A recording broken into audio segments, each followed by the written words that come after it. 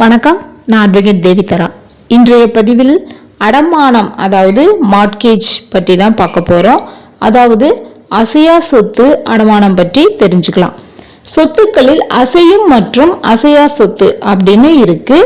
அசையும் சொத்து வண்டி, வாகனம் போன்ற சொத்துக்களை அடமானம் வைப்பது ஹைப்போத்திகேஷன் அப்படின்னு சொல்லுவாங்க. அசையா சொத்துக்களை அடமானம் வைப்பது மார்ட்கேஜ் அப்படின்னு சொல்லுவாங்க.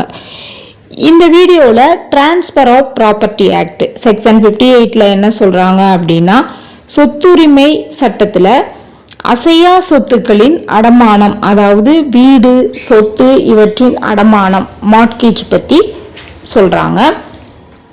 கடன் அப்படின்றது தொழில்முறை நோக்கத்திற்காகவோ, வீடு கட்டுவதற்காகவோ, நிலம் மற்றும் கல்வியின் நோக்கத்திற்காகவோ பெரிய அளவில் பணம் பற்றாக்குறை இருக்கும்போது நிலத்தை அல்லது வீட்டு பத்திரத்தை அடமானம் வைத்து கடன் வாங்குவாங்க. அதுதான் மார்ட்கேஜ் அப்படின்னு சொல்றாங்க. தொழில்முறை நோக்கத்திற்காகவோ வேறு ஒரு மனை வாங்குவதற்காகவோ பண தட்டுப்பாடு ஏற்படும் போது அதனை சமாளிக்க நமது சொத்துக்களை வைத்து கடன் பெறுவதற்கு ஒரு வழியாக இருக்கும். இதுல மற்ற வகை கடன்களோடு ஒப்பிடும்போது நிலம் அல்லது வீட்டு பத்திரத்தை வைத்து கடன் வாங்குவது அதிக தொகை கடனாக பெறுவதற்கும் வாய்ப்பு இருக்கு. கடன் எப்படியும் வாங்கிடலாம், அதனை எப்படி பயன்படுத்துவது, எப்படி திருப்பி செலுத்துவது அப்படின்றது தான் பெரிய விஷயமாக இருக்கும். ஒரு கடன் வாங்கும்போது பிற்காலத்தில் அந்த கடனை எப்படி திரும்ப செலுத்தும் அளவிற்கு நிலையான வருமானம் எதிர்காலத்தில் வருகிறதா அப்படின்னு பார்க்கணும். வீடு, சொத்து, தொழில்துறை போன்ற சொத்துக்களை வைத்திருப்பவர்கள் திருமணம், பிள்ளைகளின் உயர்கல்வி, தொழில் விரிவாக்கம் போன்ற தனிப்பட்ட மற்றும் தொழில்முறை நோக்கத்திற்காக கடன் வாங்குபவர்கள் கடன் வாங்குபவரின் வருமானம், முந்தைய கடன் ஏதாவது வாங்கி நிலுவையில் உள்ளதா அப்படின்ற விவரம், சொத்தின் தற்போதைய மதிப்பு ஆகியவற்றை தகுதியாக கொண்டு கடன் வழங்கப்படும். சொத்துக்களை அடமானம் வைத்து கடன் வாங்குவது அப்படின்றது நிறைய விஷயங்களை கவனிக்க வேண்டும். அது என்ன அப்படின்னா, சொத்துக்களை வைத்து கடன் வாங்கும்போது எளிதில் திருப்பி செலுத்தக்கூடிய மாதாந்திர தவணை அளவுக்கு மட்டுமே கடனை வாங்க வேண்டும். ஒவ்வொரு மாதமும் சரியான நேரத்தில் தவணையை செலுத்த தவறினால் அடமானம் வைத்த சொத்தை கூட இழக்கும் நிலை உருவாகலாம். இப்படி தேவையற்ற சிக்கலை தவிர்க்க தன்னால் முடியும் அளவு கடன் பெறுவது நல்லது.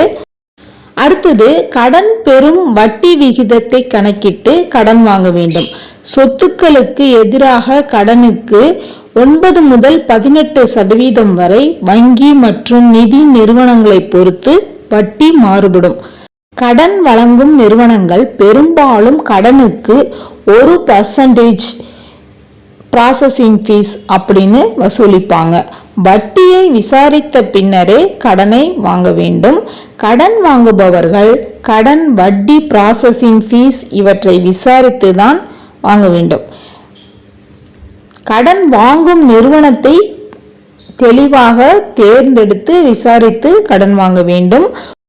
பொதுத்துறை வங்கிகளில் ப்ராசஸிங் கட்டணம் குறைவாகவே இருக்க வாய்ப்பு இருக்கு. சொத்துக்களுக்கு எதிரான கடனுக்கு பொதுவாக 15 ஆண்டு காலம் அளவிற்கு இஎம்ஐ செலுத்தும் வசதியை வங்கிகள், நிதி நிறுவனங்கள் அளிக்கின்றன. குறுகிய காலம் கடன் வாங்கும் போது இஎம்ஐ தொகை அதிகமாக இருக்கும், ஆனால் வட்டி விகிதமும் குறைவாக இருக்கும்.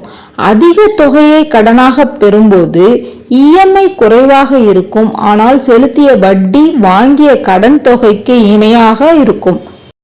சொத்துக்களை வைத்து வாங்கும் கடன், பர்சனல் லோன் போன்று உடனே கொடுக்க மாட்டாங்க. கடன் வாங்குபவரின் தகுதி, சொத்தின் மதிப்பீடு சரியா என்பதை சரிபார்த்த பின்னரே கடன் வழங்குவார்கள்.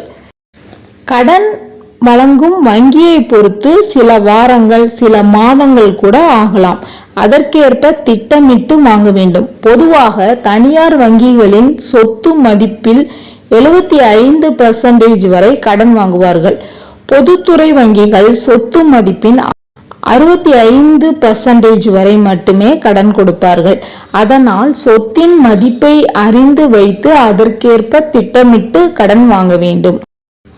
வட்டி விகிதங்கள் மற்றும் விதிமுறைகள் கடன் வாங்குபவரிடையே வேறுபடலாம் என்பதால் கவனமுடன் செயல்பட வேண்டும்.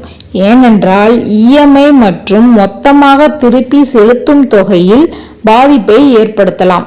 கடன் வழங்கும் வங்கிகள் கடைபிடிக்கும் அனைத்து வரையறைகளையும் ஒப்பிடுவது அவசியமானது ஆகும். டிஜிட்டல் உலகில் நம்பகரமான வங்கிகளில் வட்டி விகிதங்களை ஒப்பிட்டு கடன் வாங்க முடிவு செய்ய வேண்டும். தேங்க்ஸ் ஃபார் வாட்சிங். தேங்க்யூ.